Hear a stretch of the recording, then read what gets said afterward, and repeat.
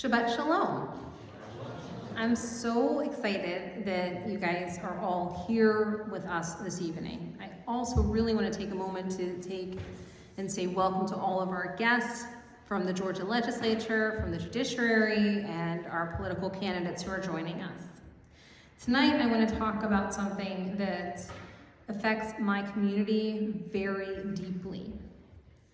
And I want to do something unusual in that I'm not going to define it. You'll figure out what I'm talking about. It's anti-Semitism. But what I mean by I'm not going to define it is I think that there's so much conversations around defining it that it misses the important point, which is how it functions. And so that's what I want to focus on.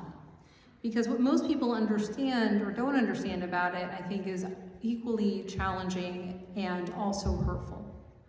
And one of the reasons why I think Jews struggle with even talking about it is that it's exhausting to talk about, which is part of the pernicious nature anyway of anti-Semitism, is that it is exhausting. It's something that Jews have dealt with for millennia, to say the least, but we are also dealing with it for so long, we also not only have to fight it and be on our guard against it, but also explain to others what they're doing is in fact anti-Semitic, that what they're doing actually is hurtful, especially when they're not willing or able to see it. In 1944, while the Holocaust was still happening, a philosopher, Jean-Paul Sartre, wrote an essay where he described anti-Semitism. He was analyzing it from a moral pathology perspective. His insight wasn't about hatred, it was about the impenetrability of anti-Semitism as a whole. He described that impenetrability as a disavowal of reasoned argument and the pleasure taken in the assertion and reassertion of what is known to be false. I'll translate even further, though that was the French translation. The anti-Semite, according to Sartre, has chosen to be unreachable by argument, by evidence, even by experience. You can't quite get to them, to have them understand. The first thing I need you to understand this evening is that anti-Semitism itself doesn't work like an ordinary prejudice. In the fact that it is in itself, because it's so baked into Western culture, it's very hard to even see it. When a Jew attempts to explain it, the very act of an explanation is frequently even used against us. Sometimes, and this has been told, we're oversensitive, tribal, paranoid, or that we're trying to silence legitimate criticism. And think about how strange it is. With other forms of prejudice, if somebody said something like that is hurting me when you're saying that about some intrinsic characteristic that we can't control, we may even have learned to listen, and I think many of us have, rightly so. If somebody who's African American is telling somebody else, what you're saying I find to be hurtful, usually, hopefully, we hear it, not always. If a woman is describing and discussing that what she is experiencing is sexism, hopefully we don't dismiss her as hysterical, though I know at one point in time we did. But with Jews, the response is different. The response is you're playing the anti-Semitic card. You're trying to shut down criticism, and you're weaponizing victimhood. Sartre saw this in 1944 clearly. He wrote regarding the anti-Semite, even likes to play with discourse because, quote, by giving ridiculous reason, they discredit the seriousness of their interlocutors. The game is rigged from the start, according to Sartre. If a Jew stays silent, then the hatred goes unchallenged, and if the Jew speaks up, it becomes evidence of the very traits that are used to justify the hatred to begin with. That we're clannish and oversensitive. And it's a challenge in having conversations in that there's no ability to even debate. It's simply a trap. And it's why so many Jews have become silent and stopped trying to explain. The silence you may have noticed from your Jewish colleagues or friends is not agreement, it's not indifference, it's just exhaustion. The historian David Nierenberg, in his landmark study of anti-Semitism in 2015, showed that for 3,000 years, Western civilization has used the Jew as a symbol of everything society wants to reject. When medieval Christians criticized greed as the challenging thing that faced society, Jews were focused as being the most greedy, money-lending human beings. When the enlightened philosophers criticized religious as superstition, well, Judaism was called a folk-scary, superstitious religion. When revolutionaries criticized capitalism as being awful, guess what the Jews were? Capitalist. When individuals criticized communism in the 50s, guess what Jews were also told? We're all communists. I hope you're catching on that it doesn't matter the context. The content doesn't change in that sense. We're always the other. But that description of what we are as the other changes depending on where you are in time. And that's, I think, the real challenge, that it's structural, that it's systemic, and it's baked in. Whatever society fears or hates, it learns to associate with the Jews. And this isn't a conspiracy theory that I'm just saying that, though I think at the core of anti-Semitism, you'll find at the very root conspiracy theories. It's a documented cultural fact that people's fears are mapped onto us. The scholar Amy Jo Levine out of Vanderbilt calls this making Jews into the negative foil. Think of a foil in literature, the character who exists simply to make the hero look amazing. Levine shows how, for centuries, Jews were cast as the dark backdrop against what others define as their own virtues. Whatever you stand for, well, Judaism's the opposite. By the way, she's a scholar of Christian literature, and she's herself an Orthodox Jew. If you value mercy, she has argued, Jews get represented as harsh, legalistic group of people. If you value universalism, well, Judaism's now become narrow and tribal. And if you value peace, Judaism becomes violent. What makes this so insidious is that good people can even, without knowing, participate in that pattern. And it's not that they're burning swastikas or spray painting synagogues or participating in a march outside of a synagogue. It's that they're using cultural shorthand and handing it down in conversations, perpetuating it in social media without even realizing it. They associate Jews with hidden power, some cabal. Believe me, if we were, TikTok would be a very different place for us. Grok, not even behaving the way it does on Twitter, and let alone think about some of the things on Facebook. There's manipulation. We're accused of possessing or having dual loyalty, as Nick Fuentes recently did on the Tucker Carlson show. And so much of social media, like I mentioned, is just replete with these statements. This pattern lives in language, it lives in metaphors, it lives in stories that we tell about how the world works. Someone can genuinely believe that they're fighting for justice and still without even realizing it, using the same rhetorical moves used by Christians, even dating back to the writing of, well, depending on how you interpret the Gospel of John. How medieval preachers specifically use those to justify pogroms. They used it when they said Jews controlled institutions.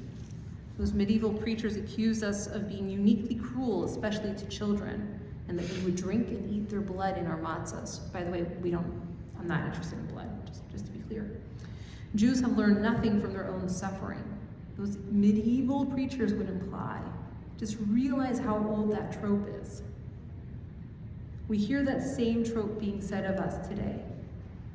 That's what I mean when I tell you the Jews have been cast in a negative light, as a negative foil. It's not just individual prejudice, living in hateful hearts. It's a role we've been assigned in someone else's story.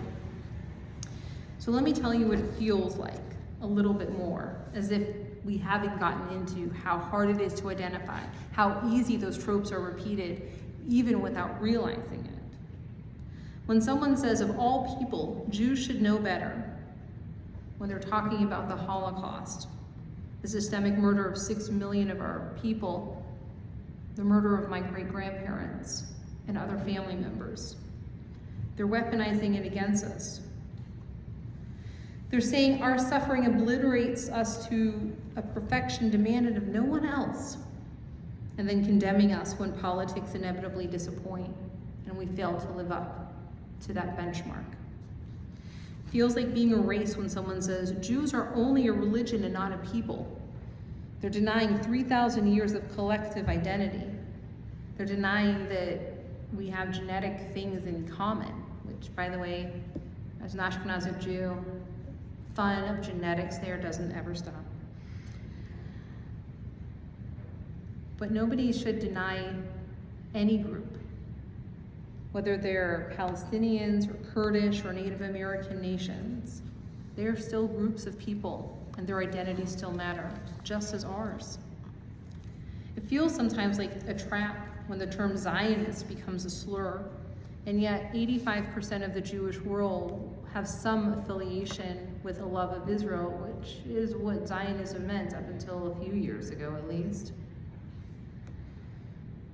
We become defined by our enemies' categories of us, unable to claim our own complex identities. And believe me, it is complex, because even Jews argue about what does it mean to be a Zionist and what does it mean to love Israel, and oh, the debates never end. But here's the deepest wound. We're alone, or at least that's how it feels. Jews are 2% of the American population. Let me say that again. 2%, that's it. That's all. Super minority. 0.2% of the global population. When anti-Semitism rises, we look around for allies, because 2% of the of the American population, 0.2% of the global population, well, we need friends. We need people who understand. We need people to stand with us, who fight oppression, by the way, in all forms, is what should be happening. No one should be oppressed. But sometimes we have silence. I will say on a personal level, that's not been my experience. So, and I'll make some of these, let me make this even more concrete. In January of 2024, I testified when I was invited to by Senator Kennedy, who was then the Senate Pro Tem, to the Georgia Senate Judiciary Committee in support of HB 30, a bill defining anti-Semitism, our state's first piece of legislation doing that. Some of you in this very room voted for that piece of legislation, and I thank you from the bottom of my heart. Representative Esther Panish, the day the bill was signed by Governor Kemp into law, received in her mailbox a postcard at her home. The very next day, I received the same postcard in my mailbox.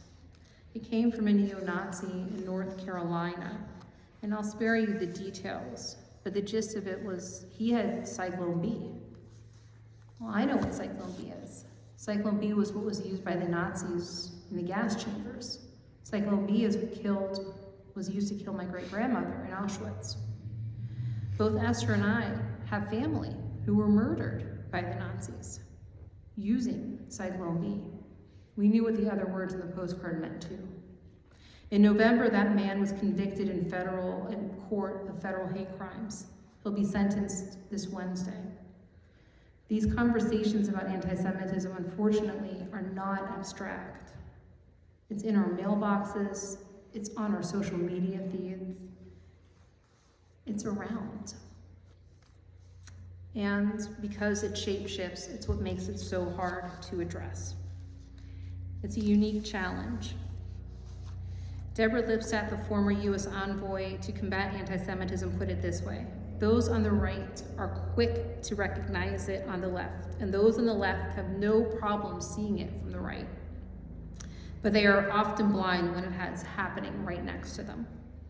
Because it shifts, because its use of language changes over time, because the prejudice itself we're not accused of the same things, it's hard to identify. It's why I think it was even more challenging and more painful in the 3 months following October 7th, the deadliest day for Jews since the Holocaust, anti-Semitic incidents at the same time the previous year. I mean, the comparison, according to the ADL, had gone up over 360%. That's more incidents in 3 months than in almost any full year on record. The logic, totally backward, but it's consistent with history. Jewish suffering, rather than generating sympathy, generates backlash, and we get blamed. So what do we need? We need friends more than anything. We need leaders who will continue to be our friends and continue to engage in civic responsibility to the care of all of their members of their community, who recognize that education is imperative and that the only way to address disinformation is with better stories and true information. It's not just the definition that we need to talk about, but it's recognizing how not only anti-Semitism functions systemically, but how racism functions systemically, how sexism functions systemically, and addressing it in a way that guarantees that people are treated as if they're created in the image of God. We need partners who understand and are willing to understand that fighting anti-Semitism and fighting for justice are not competing values. The same tools that help us recognize all forms of hate can help us recognize anti-Semitism if we are willing to use them.